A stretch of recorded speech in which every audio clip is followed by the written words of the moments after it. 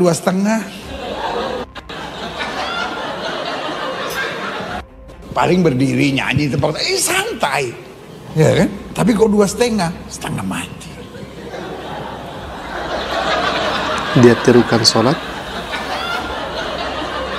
dia tirukan ruku. Yang paling berat terakhirnya mesti lipat kaki. Maksudnya tahiyat akhir ya ikhwah. Iya kan? Kaki mesti dilipat, ayah. Baik, jadi pendeta ini menyinggung ibadahnya umat Islam, di mana umat Islam melaksanakan sholat atau ibadah dalam satu hari itu 5 kali. Berbeda dengan umat Kristen, ibadahnya atau kebaktiannya seminggu sekali. Karena itu ada hubungannya, kata pendeta ini, dengan harta yang dikeluarkan. Kalau dalam Islam, harta yang dikeluarkan itu 2,5%. Jadi ibadahnya dalam sehari ya banyak. Begitu kira-kira kata pendeta. Nah, kalau dalam Kristen, karena yang dikeluarkan hartanya per puluhan atau 10%, maka ya ibadahnya santai, cuma seminggu sekali ya ikhwah. Nah, di sini ada kegagal pahaman apa yang disampaikan oleh pendeta ini, karena yang pertama seakan orang ini mengolok-olok ibadahnya umat Islam. Yang kedua, kemudian berangkat dari ketidaktahuan, berangkat dari keawaman pendeta ini, lalu kemudian menghubungkan antara ibadah orang Kristen dengan ibadah umat Islam. Baik ya ikhwah, kita akan langsung saja reaksi videonya dan kita akan tampilkan terlebih dahulu bagaimana pernyataan dari pendeta ini. Silakan ya ikhwah. Kristen tuh enak loh. Ibadahnya cuma seminggu sekali.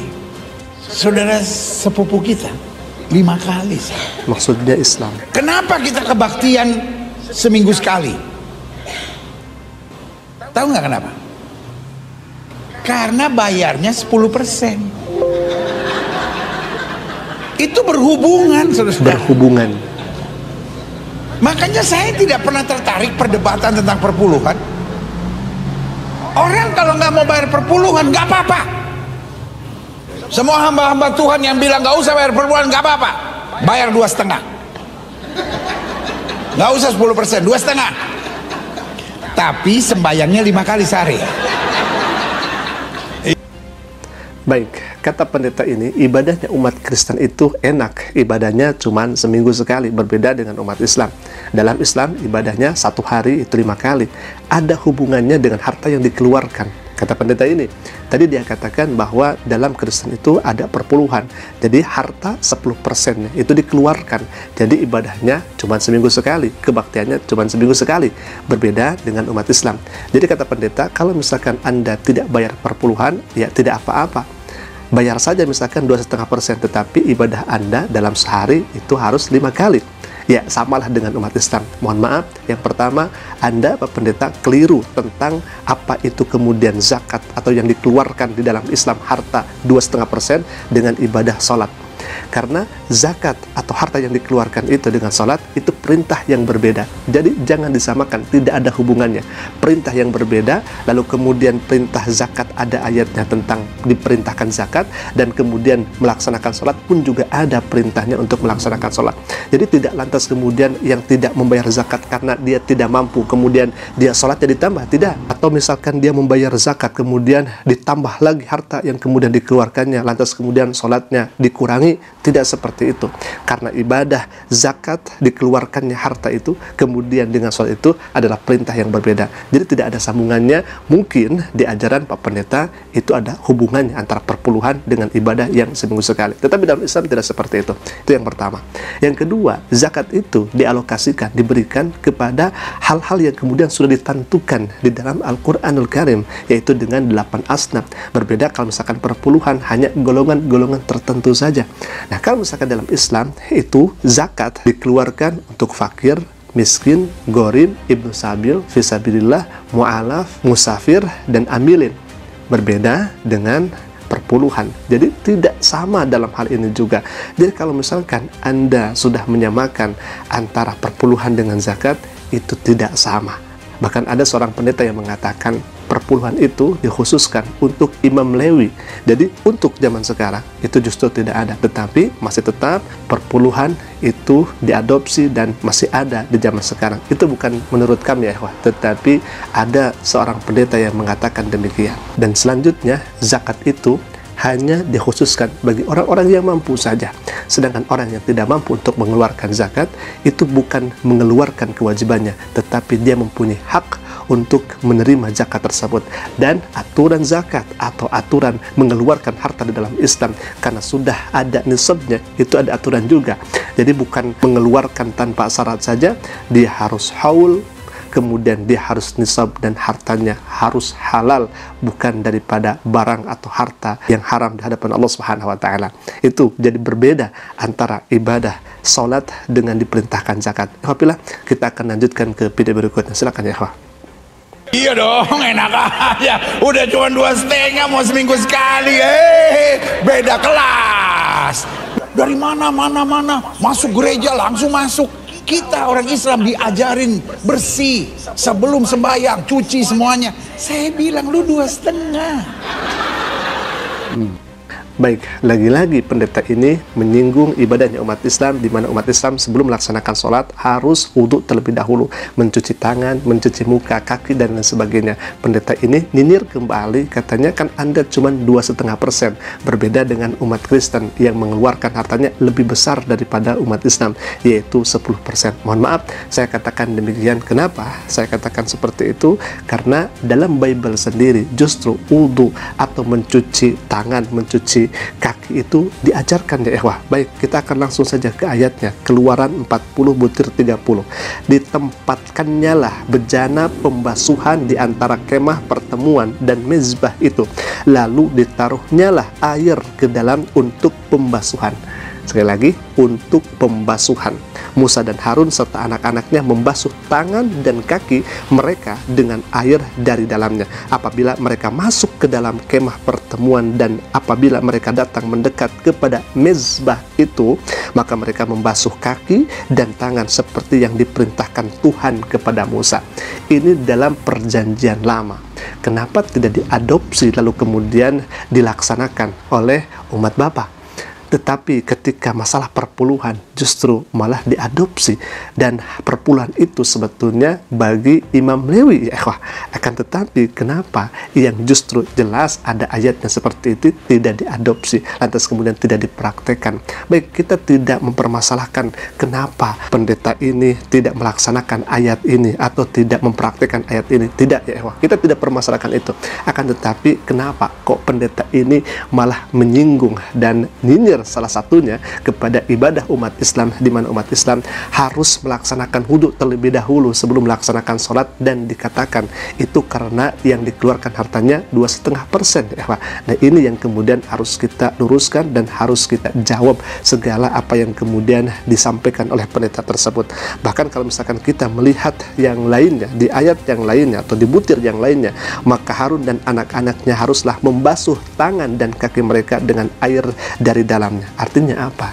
Umat Islam sebetulnya sudah sesuai apa yang kemudian diajarkan nabi-nabi sebelumnya, seperti Nabi Harun, Nabi Musa, bahkan Yesus itu pun sendiri, Nabi Isa alaihissalatu wassalam, ketika masuk ke dalam mezbah dan lain sebagainya, beliau cuci tangan dan cuci kaki. Umat Islam lebih sempurna, bukan hanya tangan dan kaki saja yang kemudian mereka basuh, justru muka dan lain sebagainya, karena kita akan menghadap kepada Tuhan yang Maha Esa. Apa yang kemudian dicontohkan oleh Musa, dicontohkan oleh Harun, dan syariatnya memang berbeda, tidak seperti itu, tapi esensinya sama, yaitu membersihkan diri kita untuk menghadap Allah Subhanahu wa taala. Baik ikhwah, kita akan lanjutkan lagi ke video berikutnya. Silakan. Gue 10%, bukan berarti gue jorok. Disucikan oleh darah Yesus. Jangan taruh kursi. Yang 2,5 duduk di situ. Pasti bayar perpuluhan dia. Puas banget dia seminggu sekali, gak usah cuci-cuci, ya kan? Gak usah bergerak-bergerak. Loh, kita kan bayar 10%, makanya kita kebaktian tenang aja, ya kan? Paling berdiri nyanyi tempat, santai, ya kan? Tapi kok 2,5, setengah mati.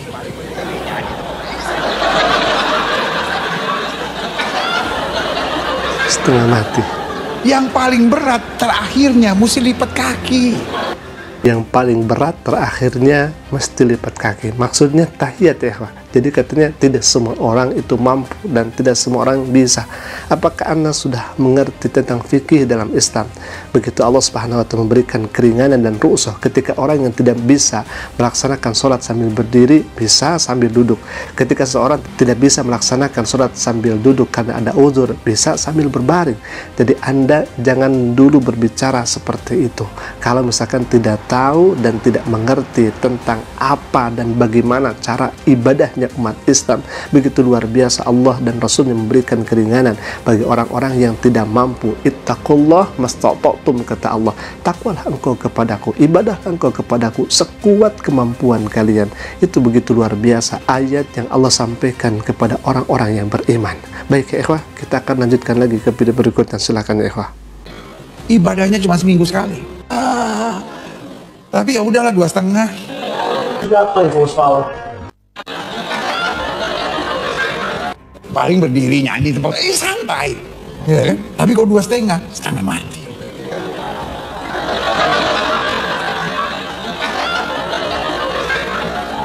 Yang paling berat terakhirnya mesti lipat kaki. Nggak semua orang bisa. Baik ya ikhwah, di sini pendeta ini masih tetap menyinggung ibadahnya umat Islam karena harta yang dikeluarkan umat Islam hanya 2,5% ya ikhwah. Nauzubillah. Baik, apakah sholat itu diajarkan oleh Nabi Isa atau Yesus itu sendiri? Kita langsung saja lihat ya ikhwah di ayat ini nih.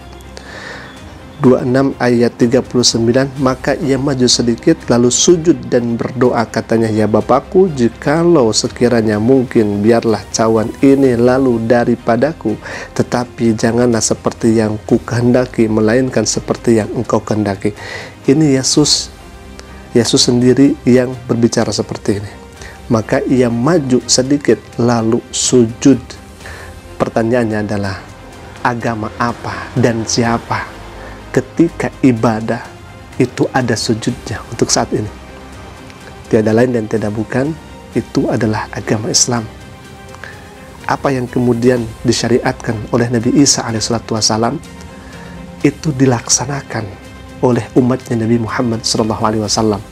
Apa yang disyariatkan oleh Nabi Musa dan Nabi Harun sebelum masuk ke mezbah itu, wudhu terlebih dahulu, membasuh tangan dan kakinya, itu dilanjutkan oleh syariatnya Nabi besar Muhammad SAW dengan adanya wudhu.